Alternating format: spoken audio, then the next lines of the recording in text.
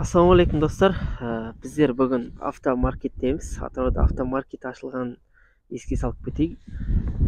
Жалпы көпшіліктің сұрауы бойынша иномаркілерді Церчбрат және Грен арзан машина түсіріп кеттің дегендерге арнап бүгін қымбат машиналарды көрсетуге келдім. Бұйырса осы жерде барлық көліктермен таныстыратын болам. Бұл жерде көбісі иномарка екен. Арасында бар енді Ресей автокөліктері бар, бірақ барлығы қазақ учетта. Жайлап қазір барлығын бір-бірлеп үлгергенше түсіріп көрсететін боламын. Осы жерде сәл уақытыңызды бөліп, біздің арнамызға тіркеліп, қасындағы қоңыраушаны басып кетіңіз. Ал біз бастаймыз.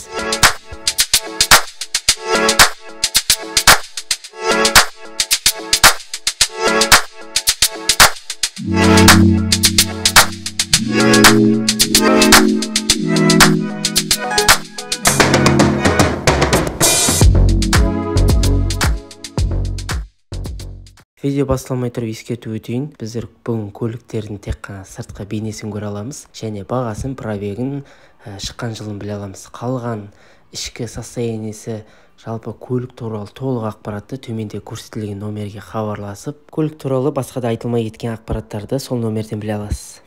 Келесі автокөлік бізде Toyota Land Cruiser 200 бұл. Объем 4/6. Жүрілген пробегі 180 мың екен. Бағасы 20 миллион 490 мың.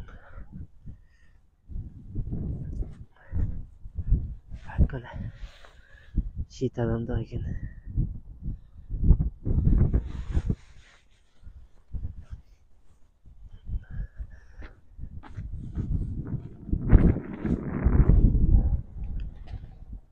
Бұл автокөліктерді алу үшін автомаркетке хабарласып 06 Атыраудағы келіп қарасаңыздар болады. Келіп қарап жүргізіп ұнаса алсаңыздар болады. Есіктер кілтеліп тұр.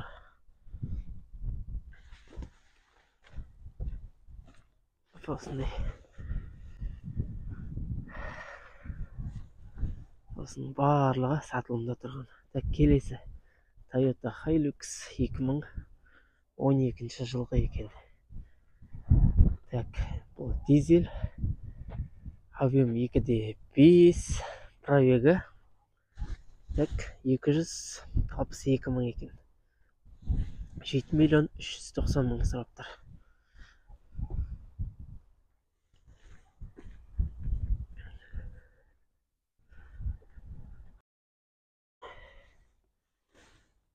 Осындай жерлері бар. Бұлай сыртқы көрінісі жалпы жақсы, ешқандай қырылған жері жоқ, байқалмайды. Артқы жерлерінде шамал бар екен. Келіп қарап алсаңыздар болады. Бұл жерде және ескертіп кететін кредитке де ала аласыздар. Қандай банкпен дегендерге мына жерде жазылып тұр. Центр кредитпен, Береке банкпен, Евразия банк бар, сосын Freedom Finance деген банк бар. Жоғарыдағы жазылған 8700 060 06 66 номеріне хабарласып, осы жердегі барлық автокөліктер жөніндегі ақпаратты ала аласыздар. Кез келген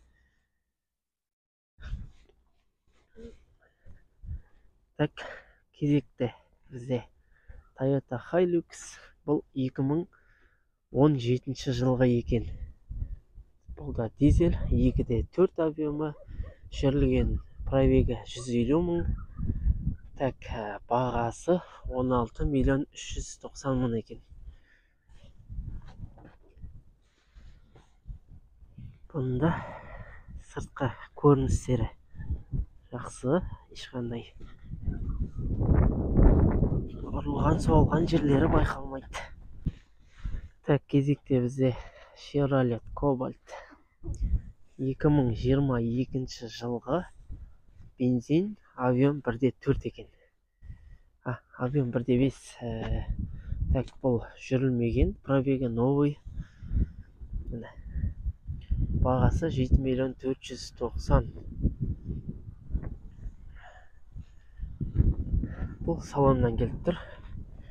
Ешқандай жүрілмеген, пробегі. Ал с нуля машина қарайын дейтіндер болса, новыйдан. Так, мынаның бәрі сондай болу керек та. Осының барлығы сатылымда новый автокөліктер екен. Пробегтері айналмаған. Пробег новый. Так, Гранта 2022 жылға 93.000 пробег. 4.390.000 дейді.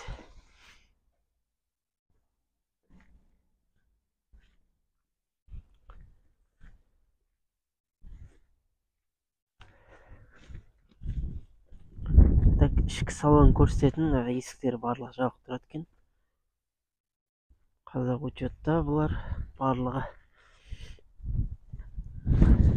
Так, кезекті автокөлік Лифан Мивай дейді. Так, бұл автокөлікті қаншаға бағалап тұрген? 6.100.000-ге бағалап тұрген. 1,8 авиомы. Так, 2018 жылға. Так, пробегі бізде бұның 133.000 пробегпен екен. 133.000 пробегпен тұр.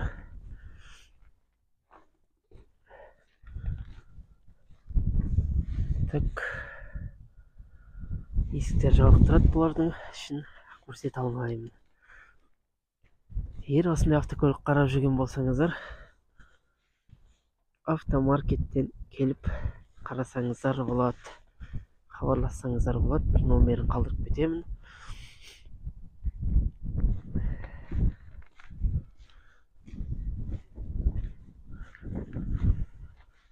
Осы. Так, кезекте бізде Kia Soul 2018 жылғы. Бағасы 5.750.000 деді. 5.790.000 екен. Так, жүрген жүрісі 54.000 пробег жүрген екен, тек қана. 50.000 пробегтен кейін сатылымға шығарып тұр.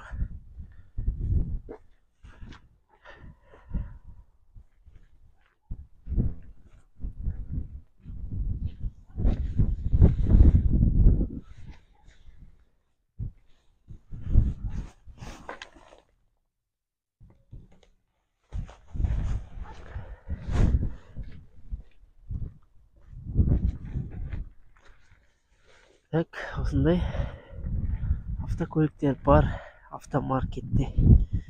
Хабарласып көрсеңіздер болады, келіп жүргізіп қарап, кредитпен болса да алсаңыздар болады. Кезекте Largus сатылымда. Так, 2014 жылғы пробегі 227.000 екен. 3.250.000 сұрап тұр екен. Авион 1,6 бұлардың. 7 адамдық түрі. Қазақ учетта Largus қарасаңыздар да болады. Немесе банкпен де рәсімдесеңіздер болады кредитке. Так, кезекте бізде Renault Sandero 2015 жылғы.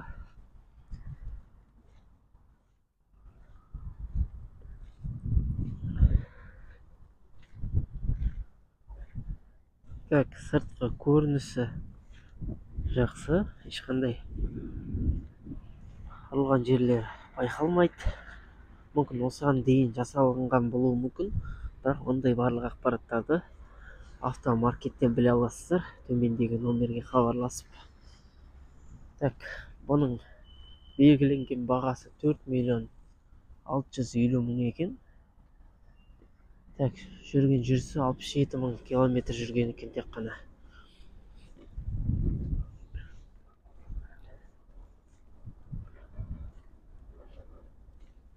Так, ішкі жағын көрсете алмаймыз, өйткені барлығы кілтеніп тұрады. Тек сыртқы көрінісі көрсетіп өтемін сіздерге. Егер ұнап жатса, автомаркетке келіп хабарлассаңыздар болады. Так, одан кейін бізде Renault Duster. Так, пробегі 131.000 жүрген екен. Бағасы 6.790.000. Так, жылы бұлардың. Так, қай жылғы екен? 2017 екен.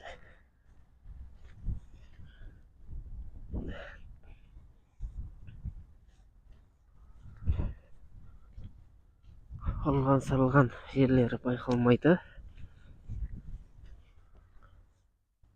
Автомаркетке хабарласып,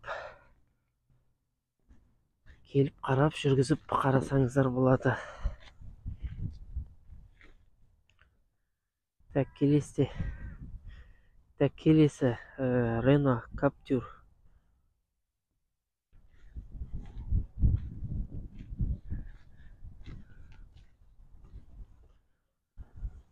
Так, жүрілген 7.756 километр жүрген екен.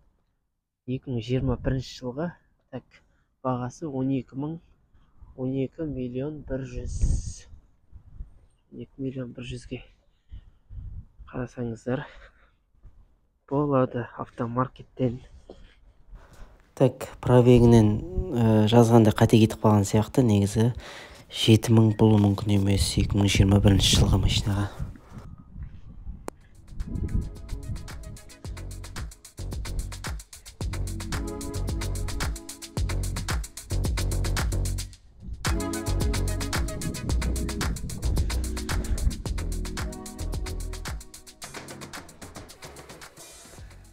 Так, Hyundai Creta 2020 жылғы. Бағасы 11.390.000. Так, бұның пробегі қанша екен? Бұның пробегі 4.000. Так, 44.000 екен. 44.000 пробегпен сатылады. Hyundai қарайтын болсаңыздар, Hyundai автокөлігі де бар екен бұл жерде.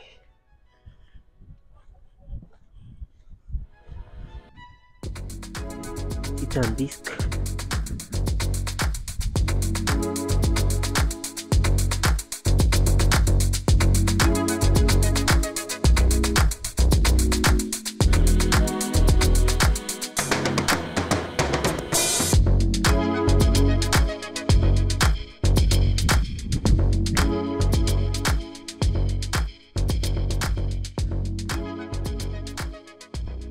Так, кезекті автокөлік Hyundai Creta болды.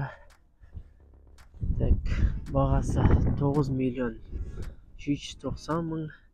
Жүрілген пробегі 102.000. 2020 жылғы екен.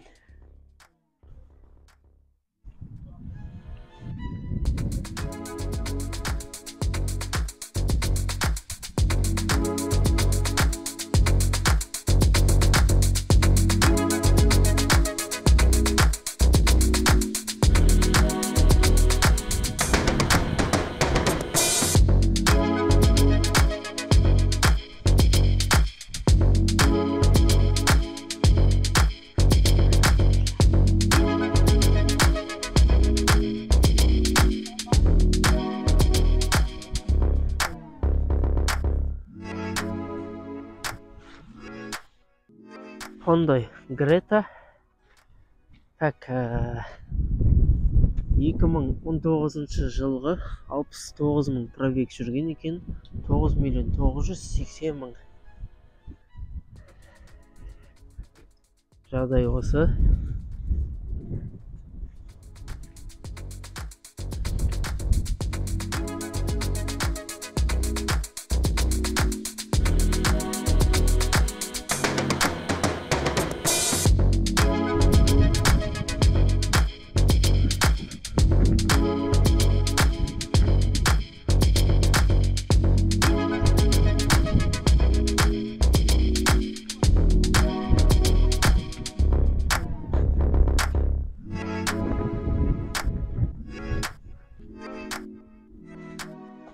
Так, кезекте бізде Toyota RAV4.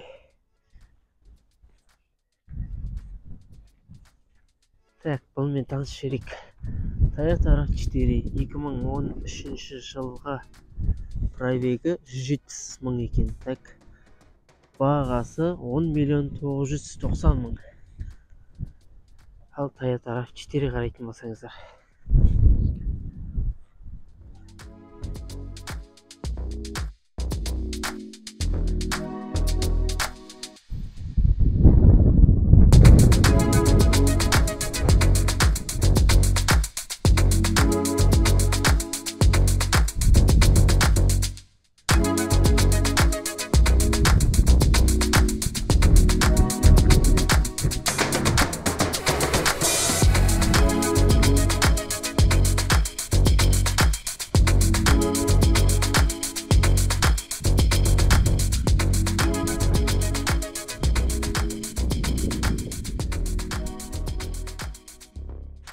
Келесі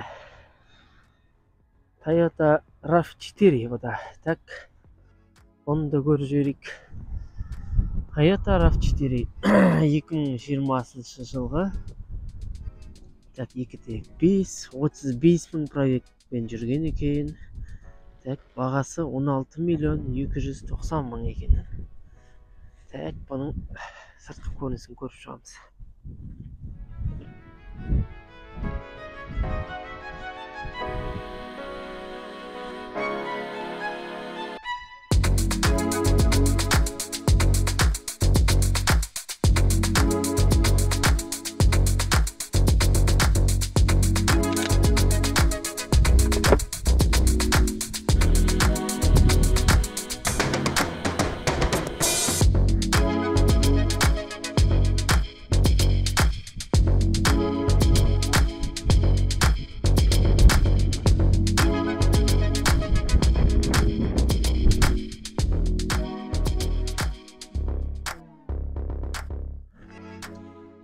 Так, келесі Toyota Land Cruiser Prado.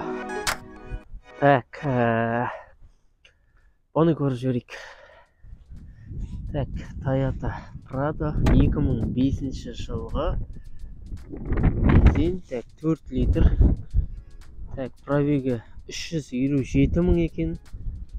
Так, сұрап тұрған бағалары 10 миллион 990 мың екен. Так, сыртқы көрінісін бір қарап шығайық.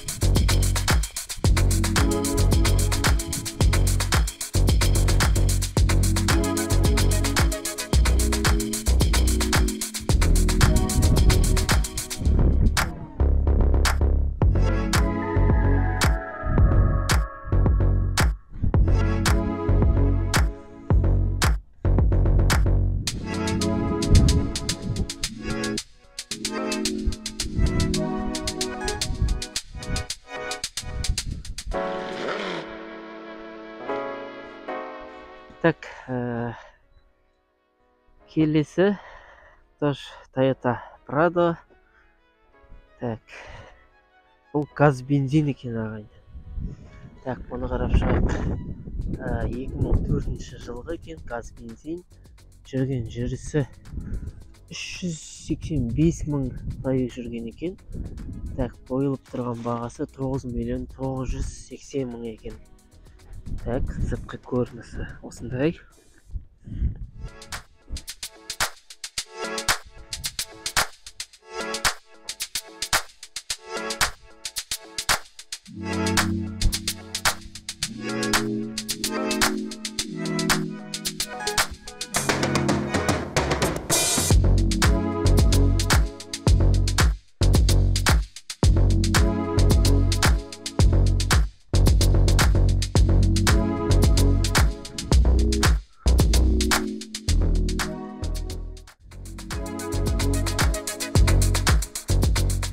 Так, келесі Lexus 470. Так, бұны көрейік. Так, 470-тік. Бұл да газ бензин екен. 4.7 объем. 265 пробег жүрген екен. Қойылып тұрған баға 8.450.000 екен. Сыртқа көрінісін бір айналып қарап шығайық.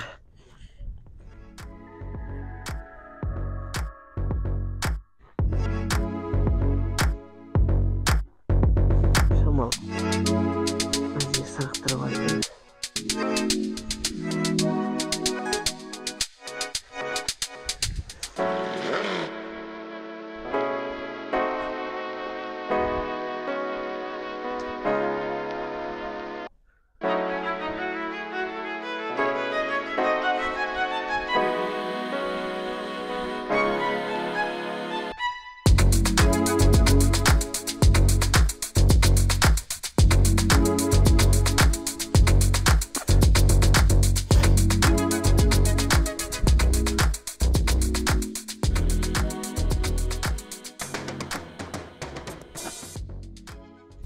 Так, келесі бізде Toyota Land Cruiser.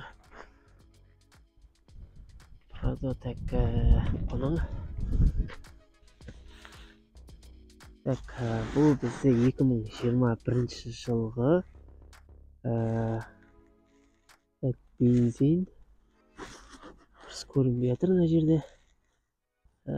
Пробег 995 жүрген екен. Так, қойылып тұрған баға 34.100.000.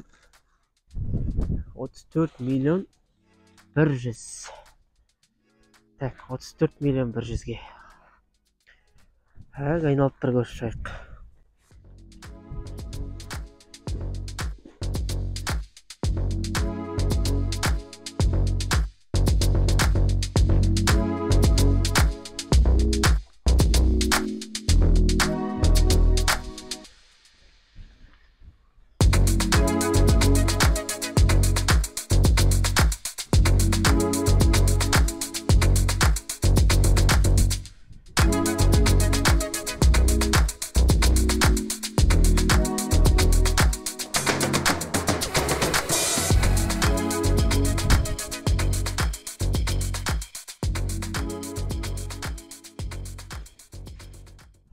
Так, келесі тұрған Toyota Hilux.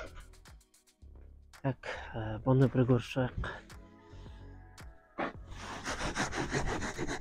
Toyota Hilux 2021 жылғы бензин. Объем 2.7.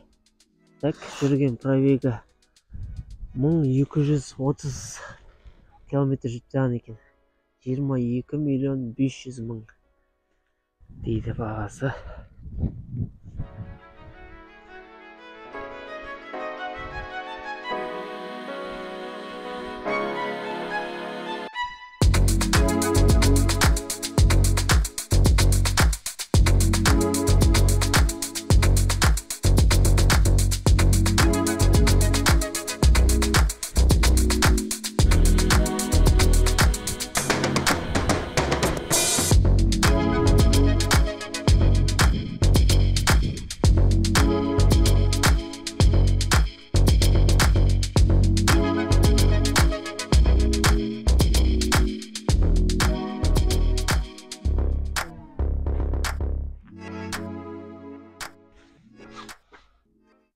Так, келесі автокөлік Toyota Hilux.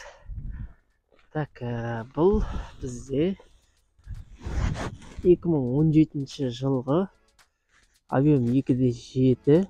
Так, жүрілген пробегі 109 мың екен.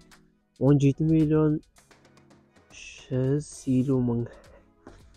Так, сыртқы көрінісі осындай.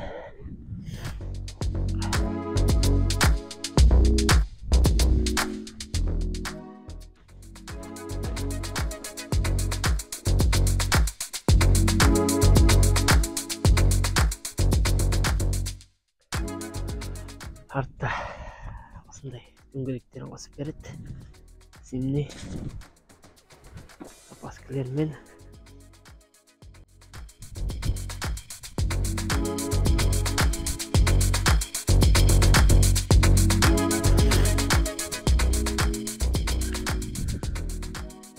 Көрініс осындай. Так, бұлардың барлығы ендігі Hilux-тер сияқты. Так, мына Hilux қанша сұрап екен көрейік. Так, Hilux 2022 жылғы газ бензин 2,7. Так, 23 миллион 290 мың екен. Жүрген пробегі 945 километр жүрген екен.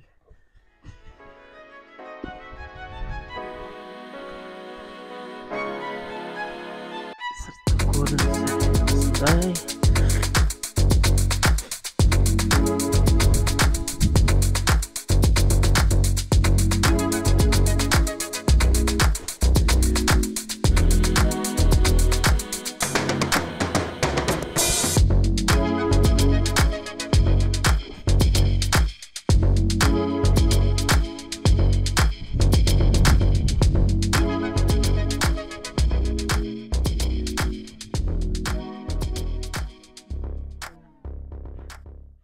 Так, келесі бізде Hilux 2015 175 мың пробегі бар. 17 мың 750 мың. 14 миллион 790 мың.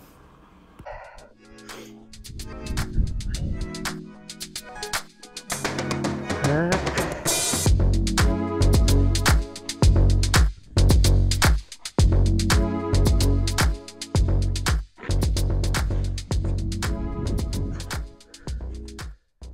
Қалған барлық ақпараттарды, толық ақпаратты автомаркет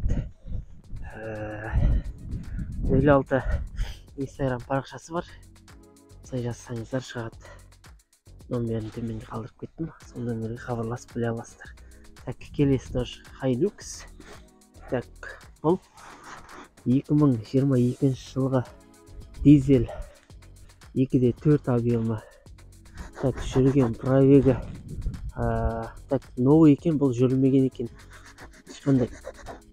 Так, 22 миллион 790 мың бұда. Так, новый жүрілмеген дейді. Ішінде салафанмен тұр екен. Сиденкілері.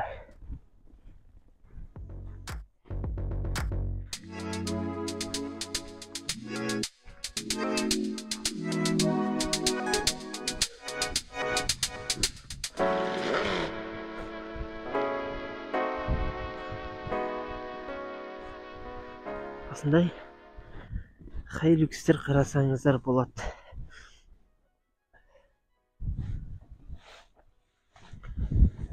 Так, келесі қатарға шығайық.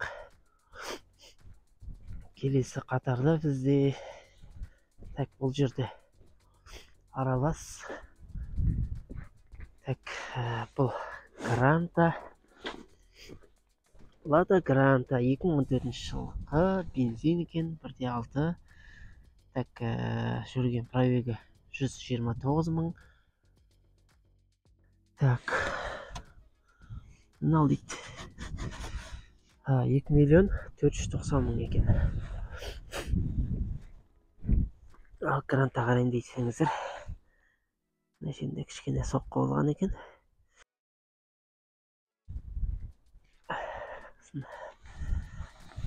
Мына жерінде шамал бар екен осындай.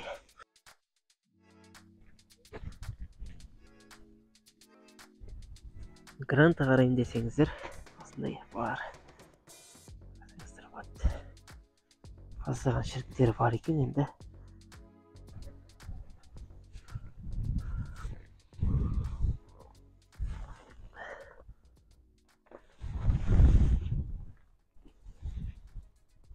Бұдан кейін бізде газель қарап жүргендер болса, арасына газельді қыстырып жіберейік, иномарканың арасына.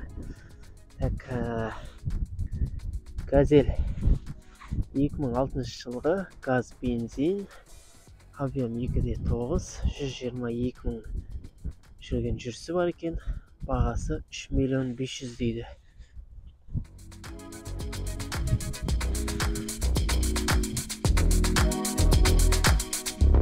Миллион.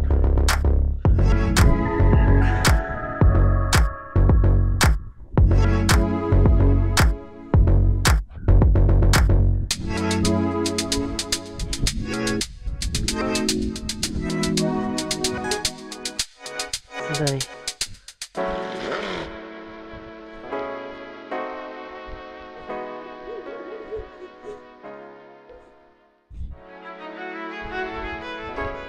Так, келесі УАЗ.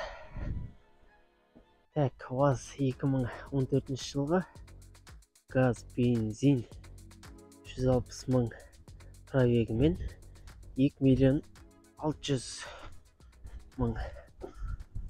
Қарасаңыздар бат.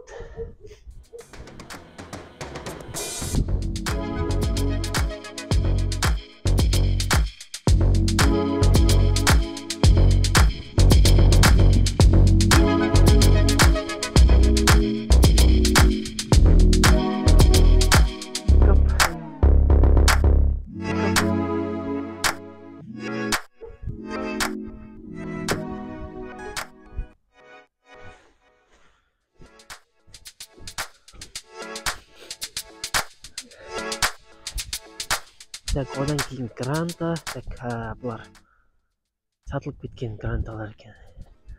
Гранта қандай сатылғандар, сатылды деген табличкалар болады екен. Келесі кезекте Toyota Corolla. Так, бұны көрейік. Toyota Corolla 2019 жылғы газ бензин 1,6, 78 мың пробегі бар екен. Так, 11 миллион 900 мың сұрап тұр екен. Бұл Toyota Corolla 11 миллион 900 мыңға қарасаңыздар болады.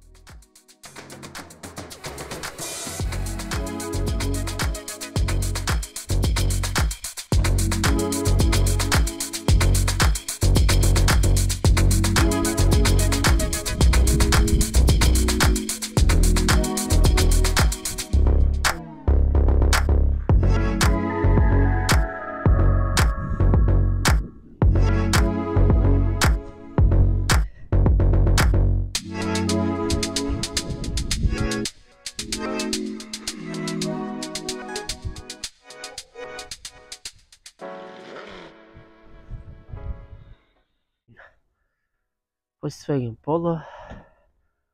Так, бұны көрейік. Volkswagen Polo. Так, 2016 жылғы бензин 1,6, пробегі 189 мың жүрген екен. 6 миллион 690 мың сұрап тұр. 6 миллион 690 мың сұрап тұр екен.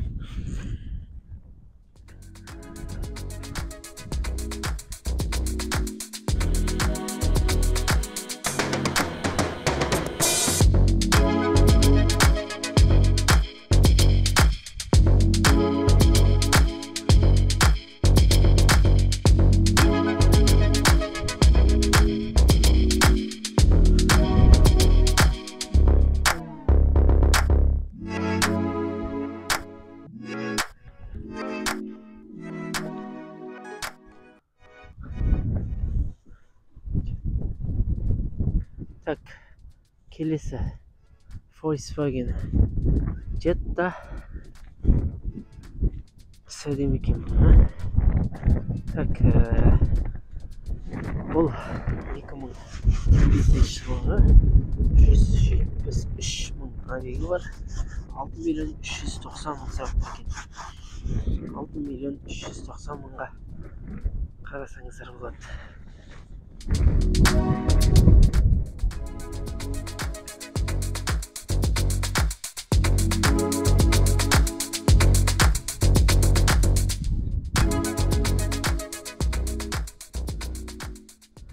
Келесі Volkswagen Polo.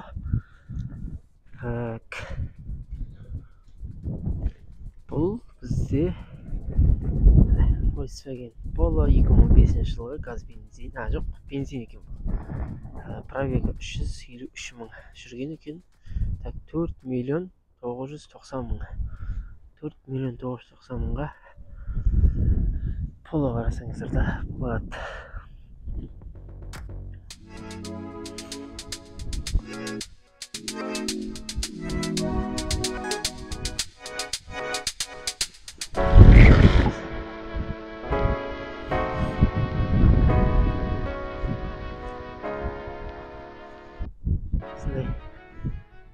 Келесі Kia Optima қара түсті. Бұл 2012 жылғы бензин, 2.4 объемы бар. Пробег 153 мың жүрген, 7 миллион 990 мың екен бағасы. Сыртқа көрінісі осындай.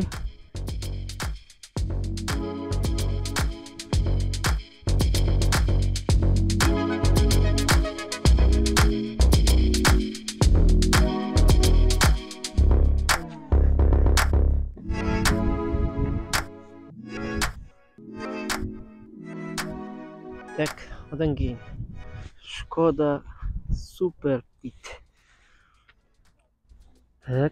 Бұл машинаның бағасын көрейік, қанша сұрап тұр екен. Skoda Superb V6 2013 жылғы. Газ бензин екен, 1.8 объемы. 5 миллион 790 мың теңге сұрап тұр. 5 миллион 790 мың сұрап тұр екен.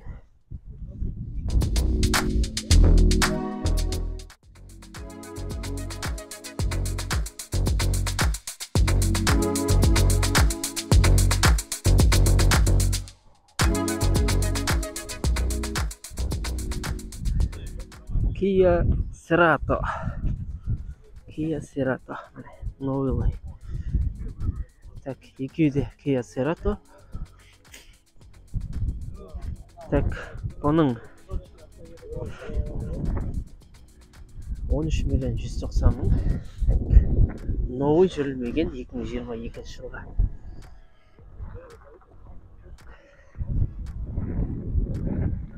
Сыртында осындай салафанмен тұр. Іші бәрі салафанмен.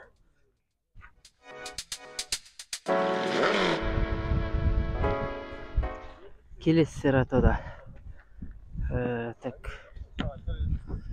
қазір бағасын көретін боламыз. Бұл Cerato жүрілген 2014 жылғы объем 2, 175 мың пробег жүрген екен. 6 миллион 990 мың теңге сұрап тұр.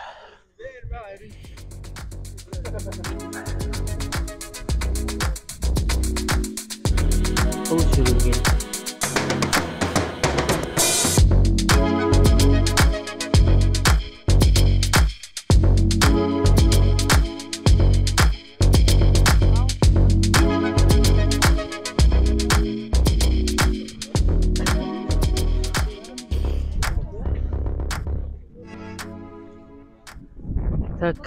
Барлық автокөліктерді қарап шықтық. Жалпы сіздерге бір шағын ақпарат беру өтейін. Бұл автомаркеттің жалпы жұмысы былай жүреді екен. Егер де сіз қандай да бір вахтовый жұмыстар жасайтын болсаңыз, немесе машинаңызды сатуға қолыңыз тимейді, жұмысыңыз көп болса, Бұл автомаркет сіздерге өте тиімді болады да. Мысалға ретінде сіздің автокөлігіңіз бар, оны сіз сатуыңыз керек болады. Оны сататын кезде автомаркетке келіп, оценкасын қойғызып, бұларға осы стоянкеге қоясыздар. Бұлар сіздерге берілген келіскен бағада сіздерге сатып береді. Және мысалға ретінде оларға қандай пайда дейсіз? Мысалы, сіз 50.000 теңге бересіз. 50.000 теңгені олар алады да сіздің автокөлігіңізді сатып береді, осы жерге қойып. Естуім бойынша аптасына ма мойкаға апарып, как положено, мойкаға апарып жуып, осы жерге шылтыратып қойып қояды екен. Сіз вахтада болсаңыз, автокөлігіңіз мияқта саудаланып жатады уже. Каждый, мысалы, қызметкерлер бар іште жүрген.